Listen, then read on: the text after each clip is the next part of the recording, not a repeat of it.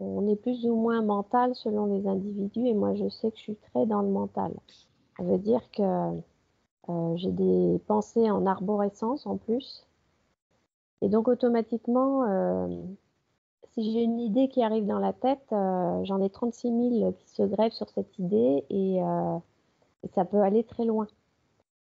Ce qui fait que ça peut arriver vite à être une porte ouverte sur des interférences de pensées qui proviennent de l'astral. Et souvent, ça peut durer toute une journée où ça me met véritablement en crise. Et il faut que je passe une nuit, en fait, pour que le processus se calme. Et le lendemain, j'ai une autre énergie. C'est comme si la nuit me permettait de remettre les compteurs à zéro au niveau du mental. Et donc, à ce sujet-là, j'avais envie qu'on échange là-dessus, voir comment toi tu fais pour justement arrêter certaines pensées qui peuvent être récurrentes selon les situations que tu vis. En fait, quand on se fait acculer dans notre canal mental, c'est toujours en lien avec notre système nerveux. Et c'est souvent quand celui-ci est agité et manque de régénération et de repos qu'on va se faire alpaguer du coup par toutes sortes de pensées. Et pour le coup, ça m'appartient pas, mais j'ai découvert récemment un exercice qui a été proposé par Daniel Kemp. Je sais pas si tu le connais, cet exercice-là. Non, vas-y. Et que j'avais trouvé intéressant parce que je l'avais fait et puis ça fonctionne plutôt bien. Ouais. C'est un exercice en fait où justement l'objectif c'est de ralentir ton système nerveux. Alors déjà il y a une dissociation à faire entre la pensée du coup qui vient vers toi et la parole mentale que toi tu peux émettre, c'est-à-dire la réflexion ou le cheminement mental que tu peux faire dans ton canal mental comme ça. Et du coup, pour contourner ce problème-là, ce qu'il propose, c'est justement de nourrir une parole mentale et de le faire le plus lentement possible. Comme si tu C'est-à-dire, récitais un mantra quelque part? non, en fait, peu importe ce que tu dis, imaginons, tu es en train de te dire dans ta tête ce que tu es en train de faire, donc que tu marches, enfin, peu importe ce que tu dis. Et en D'accord. fait, quand tu vas le dire dans ton canal mental, tu vas le dire de façon à ralentir le débit progressivement, tout doucement. D'accord. Donc tu D'accord. finis par parler de plus en plus doucement et ça aura pour intérêt justement de ralentir ton système nerveux, de le reposer. Et du coup, dans ces moments-là, tu te fais plus alpaguer par des pensées extérieures parce que tu reprends un pouvoir par rapport justement au fait déjà de mettre dans ton canal mental une parole spécifique qui vient de toi. Et le fait de le ralentir, ça vient apaiser un peu ce mouvement mental, cette rumination. D'accord, Et ouais, moi, je l'ai essayé et ça c'est marche plutôt intéressant. bien. C'est vraiment Donc intéressant. tu le verbalises, c'est pas dans ta Non, tête. si c'est dans ta tête. Ah, c'est dans la tête, mais comment savoir que tu ralentis, tu ralentis la Tu phrase sais, que tu dis dans là, ta quand tu tête? parles, là, si je te parle Oui? comme ça, tu peux te l'imaginer, le représenter dans ta tête. Ah, il Tu faut peux que te je dire l'imagine. exactement la même chose, mais dans ton canal mental. Mmh. Tu pourrais très bien, je pense que ça pose pas de problème que tu l'exprimes oralement. Je pense Si qu'au tu es toute départ, seule, tu pourrais ouais, très bien l'exprimer oralement. par exemple, quand Mais tu es tout seul chez toi, l'exprimer oralement, c'est peut-être pour commencer le processus un peu tu plus peux, facile? oui, oui, peut-être si toi tu as des difficultés, à parler dans ton canal mental, et que tu as plus Mmh. de facilité à l'exprimer oralement, ça peut être une possibilité. De toute façon, dans tous les cas, je pense que ça va apaiser ton système nerveux Mmh. et c'est vrai que ça fait un effet un peu où tu te calmes, en fait. Avec Mmh. ce ralentissement de débit de la parole mentale, tu Mmh. as vraiment cette observation où tout ton système nerveux, il se tranquillise, il commence à revenir un peu à la normale, à Mmh. s'apaiser. Et souvent, Mmh. justement, quand on est stressé, quand on a des choses qui nous arrivent dans la vie, c'est là qu'on est le plus enclin à se faire parasiter par des pensées. Mmh. Parce que Mmh. justement, il y a une excitation au niveau de notre cerveau qui fait qu'il y a trop d'informations qui vient et on est trop stimulé, hyper stimulé par plein de Mmh. choses. Et on a Mmh. du mal à l'apaiser. Donc là, la clé, ouais, c'est vraiment revenir dans cet état où tu apaises ton système nerveux. Après, là, c'est l'exemple de Mmh. Daniel Kemp que j'ai trouvé Mhm. intéressant. Ouais, bah Mais oui, finalement, tu as aussi tout ce qui va apaiser ton système nerveux et notamment la respiration. ouais. Et la respiration, ce qui est hyper intéressant aussi, c'est de voir que en fait, l'expiration va toujours reposer ton système nerveux quelque part. C'est le système dit parasympathique qui va Oui, calmer, oui. qui va régénérer. Le nerf vague, Et à au chaque niveau du fois, en nerf fait, tu vague. fais un focus sur ton expiration. Oui. Tranquillement, ton métabolisme il va ralentir, les flots de tes pensées va ralentir aussi. Tu vas pouvoir revenir dans un état psychique plus sain. Tout ce Mhm. qui te permet en fait de ralentir. Donc c'est aussi prendre soin de toi, faire une sieste, tu vois, tous ces petits Mhm. trucs-là, ça permet de te calmer déjà. Mais là, c'est vraiment quand vraiment tu as besoin d'un petit truc, je trouve que le truc de Daniel Kemp, il est intéressant. Mhm. Et la respiration, moi, j'aime bien du coup être créatif par rapport à la respiration. Et par exemple, de te faire des cycles en fonction de toi, tes possibilités et tes capacités. Mais imaginons, je sais pas, tu t'inspires sur 4 temps, Ouais. tu poses, ensuite tu expires sur 8 temps, imaginons, et tu fais Mhm. une pause à la fin ou pas. Parce que ce qui est intéressant aussi dans les pauses, c'est que, imaginons que tu fais une pause après ton inspiration, Mhm. ça équivaut en fait à une longue inspiration. Et l'inspiration, D'accord. c'est plutôt quelque chose qui va te dynamiser, qui va te rendre plus actif. Au Mhm. contraire, quand tu fais des pauses sur l'expiration, ça va accentuer encore plus l'expiration et du coup le côté régénérateur et calmant au niveau de ton système nerveux. Et ça peut être intéressant de jouer un petit peu avec tout ça pour voir ce qui toi te correspond. Mhm. Des fois, notamment avant de dormir, moi je vais pas privilégier par exemple de faire des rétentions respiratoires, expiratoires à la fin. Parce que Oui. souvent, ça peut créer un stress. Tu peux Mhm. avoir un petit côté, tu n'as plus d'oxygène, du coup, ça peut Ouais. être un peu contradictoire avec le côté calmant. Mais c'est Mhm. intéressant de voir que toutes les pauses que tu fais aussi, donc même une pause à l'inspiration, il y a un côté où directement, ça va te recentrer. La pause te recentre.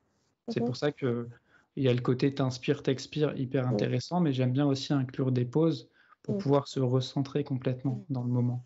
Alors, je le fais ça, mais dans le mouvement, c'est-à-dire que quand je vais marcher, de temps en temps, je fais des cycles comme ça en comptant selon les pas que je fais. Par exemple, 3 pas, j'inspire, 4 pas, j'expire, et je fais ça régulièrement Mm. sur quelques centaines de mètres. C'est la Et je marche fais- afghane, ça s'appelle, il me semble. Voilà, exactement, oui, c'est la marche à la Pagane. Et Ouais.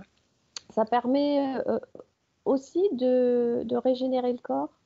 Et ce que je m'étais aperçu quand on fait des efforts dans la marche, quand on a ce genre de respiration, on fatigue moins parce que ça régénère le corps au fur et à mesure que tu fais de la dépense à la fois énergétique et dans le mouvement. Donc, c'est Il y a un intéressant. principe dit hormétique à travers tout ça, hein. C'est sûr que plus tu t'entraînes à développer ces capacités-là, plus tu vas gagner justement en résistance, plus tu vas développer ta capacité à, justement à dépasser les épreuves que tu peux rencontrer dans ta vie. Donc il y a un côté un peu bah, holistique aussi dans cette approche qui permet de développer notre résilience pour pouvoir mieux habiter notre quotidien de façon plus sereine. Mhm. Alors là, c'est vraiment dans la journée qu'on peut faire ces exercices, donc quand on a un mental alerte.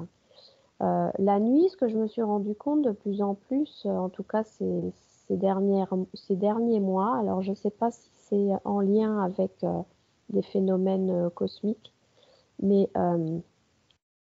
ça peut m'arriver de bien m'endormir. Souvent, je m'endors bien, à moins que je sois vraiment perturbée mentalement, ou là j'ai du mal à trouver le sommeil. Mais en général, je m'endors bien et je vais me réveiller plusieurs fois dans la nuit. Et à chaque fois que je me réveille, j'ai du mal à me rendormir.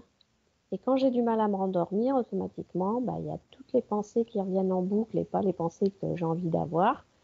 Et là, c'est un petit peu compliqué parce que déjà, le lendemain matin, je me sens pas forcément régénérée puisque ma nuit, elle a été coupée en plusieurs tranches.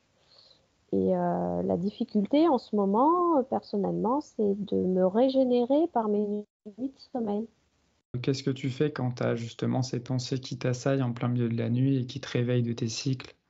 Qu'est-ce que tu fais souvent? Qu'est-ce que tu mets en place toi d'abord? En fait, j'arrive relativement à m'endormir après, mais le fait d'être réveillée par toutes les tranches de 2 heures, par exemple, ça me coupe un sommeil profond du début jusqu'à la fin. Et Après, si tu te coupes, enfin, si tu te réveilles à la fin d'un cycle, c'est pas très grave en soi. C'est-à-dire, un cycle, c'est à peu près 1h30. Si tu te réveilles en fin de cycle et que t'es pas réveillé par un cauchemar ou subitement par quelque chose, tu régénères quand même. Faut pas que mm, tu te dises que du coup, parce que tu as une nuit entrecoupée, que tu régénères pas, c'est faux. mm, mm.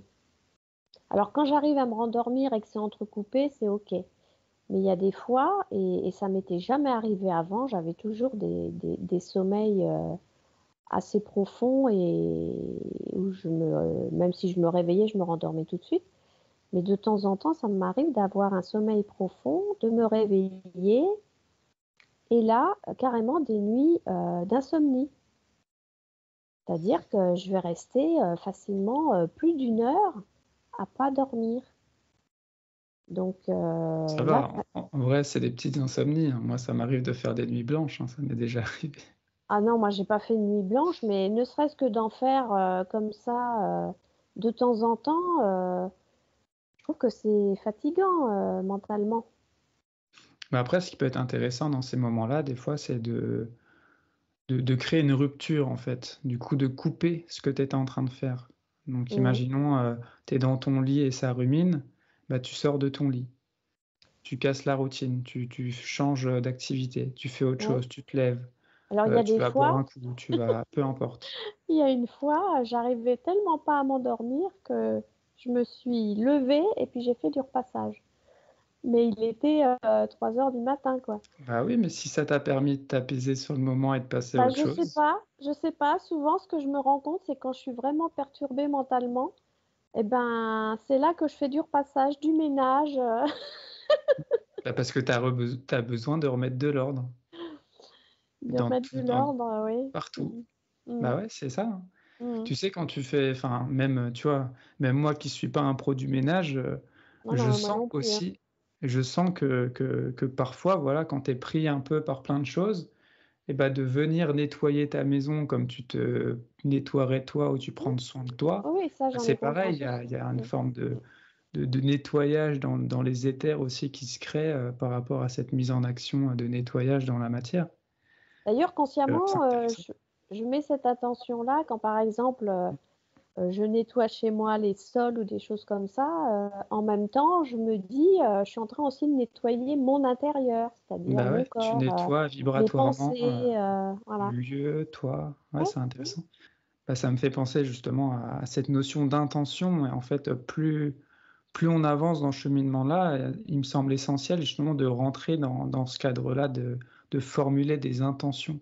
Mais Mm. pas juste des intentions positivistes, type spirituel bisounours, mais Non, vraiment non. des intentions qui te permettent toujours de prendre De, l'événementiel ou ce qui se passe dans un cheminement justement de développement de conscience et de faire d'une pierre deux coups justement en fait, en, en de, alimentant ce processus, ouais, quoi. de le ramener vers toi. Par exemple, quand tu fais du ménage, et c'est un mouvement que tu fais à l'extérieur, mais quand l'extérieur est en correspondance à ton intérieur, ce qui est bien, c'est de mettre cette conscience sur ce que tu fais à l'extérieur qui te remplit à l'intérieur. Et ce que tu fais à l'intérieur remplit aussi ton extérieur, a une action sur l'extérieur. Mm. Et ça va dans les deux sens. Non, c'est intéressant Alors, de faire des parallèles comme ça. Et de plus en plus, je pense qu'il va falloir qu'on fasse ces parallèles-là, parce que tout doit nous servir en fait dans la vie. Tout ce mhm, qu'on vit doit nous servir et à différents niveaux. C'est-à-dire, on ne peut pas développer une vision holistique, entre guillemets, globale, que sur un pan de sa vie ou que sur mhm, des expériences bien particulières. Tout peut être mhm, l'occasion de travailler sur différentes choses. Même une mhm, activité qui, à première vue, semble anodine comme faire le ménage, ben en fait, non, ça peut être déjà quelque chose de très grand et mhm, pour justement nettoyer des éthers encore plus subtils que ce qu'on croit faire mhm. juste d'un point de vue matériel. Et un exercice où tu te poses et tu ne fais rien. est-ce que c'est quelque chose qui t'arrive de faire et comment tu sens ce genre d'exercice? Pour le coup, moi, personnellement, je le prends pas comme un exercice. De poser et de rien faire, ça m'arrive souvent, très souvent. Après moi, Donc je c'est le ta prends pas comme un nature alors. exercice parce que oui, c'est un peu plus dans ma nature. Je veux C'est dire, ta nature. Alors que moi, c'est pas trop ma nature de me poser et de rien faire. bah oui, du coup, ça devient un Cependant, exercice pour toi. voilà. Cependant, quand je suis dans la nature, ça m'est plus familier et plus facile. C'est-à-dire que je vais marcher et puis à un moment donné, je vois un endroit. Souvent, quand il y a de l'eau, j'adore ça. Je m'arrête d'un ruisseau, puis là, je fais rien, je contemple, ou je regarde une fleur, là, je me pose. Mmh. Mais quand je suis chez moi et que je me pose pour vraiment ne rien faire, je me sens pas forcément bien dans cette situation. Et il se C'est un peu passe quoi plus. pour toi dans ces moments? Ben, j'ai mon mental qui galope. À croire que euh, quand mon corps est en mouvement, le mental galope moins. Enfin, je sais pas, il y a une relation entre le mouvement du corps et mon mental. Mmh. Non, mais ça, c'est possible parce que tout ce qui se cristallise dans notre mental ou tout ce qui vient nous créer de la tension, ça vient aussi se cristalliser dans le corps physique. Donc, moi, je sais que, voilà, tu vois, je suis sur un gros ballon, mais le fait d'être déjà juste en micro-mouvement comme ça, ou Mm. d'amener mon corps à délier mon énergie en bougeant même légèrement, bah, ça permet de fluidifier tout ce qui se passe ailleurs aussi. Ça me permet d'avoir mieux Mm. accès à ma parole, ça me permet Mm. de moins me faire parasiter dans mon canal mental. Mm. Tout est corrélé, tout est en lien. Donc des fois, tu serais juste chez toi. Ça ne veut pas dire faire de l'exercice en fait non plus, parce qu'il y a toujours ce truc aussi où des fois, ça peut être une compensation que de faire du sport, imaginons, à une certaine intensité, parce que ça nous a fait du bien. Certes, ça nous Mm. fait du bien sur le moment, ça nous permet de nous vider la tête, et en même temps, il y a toujours une dépense énergétique qui n'est pas forcément nécessaire sur l'instant. Donc on peut trouver un peu ce compromis en, imaginons, en étant en mouvement, léger mouvement, en se recentrant sur soi, en ressentant notre corps être, bouger. Et du coup, rien que ça a pour action de nous centrer et de nous centrer aussi dans notre mental.